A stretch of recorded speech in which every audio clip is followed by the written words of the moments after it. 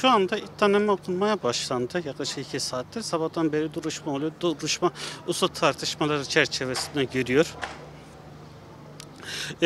Sanık avukatları ret tahkim talebinde bulundu. Bununla ilgili mahkeme şu anda bir karar verilmiş değil. İddianame okuduktan sonra ben karar veririm dedi. İddianame şu anda okunuyor. Herhangi bir şey olmuş değil.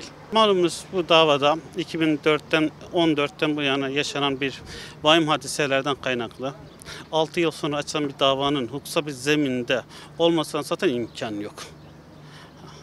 Bu davanın 2021 değil 2014 ya da 2015'te açılması lazım. Maalesef belli siyasi sahiplerle, hesaplarla 2020'ye, 2021'e kadar uzatıldı, açılmadı. Umarım adalet işler. Sadece Yasin Börü değil, o olayların müsebbisi, sorumlusu ve azmettirici olarak, hukuksal olarak azmettirici olarak yargılanıyorlar. 6-7 Ekim olaylarından.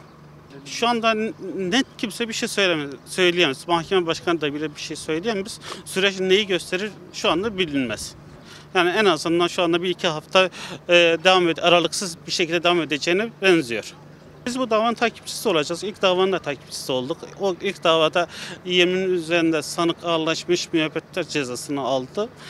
Adalet kısmen yerini buldu. Burada da adaletin takipçisi olacağız.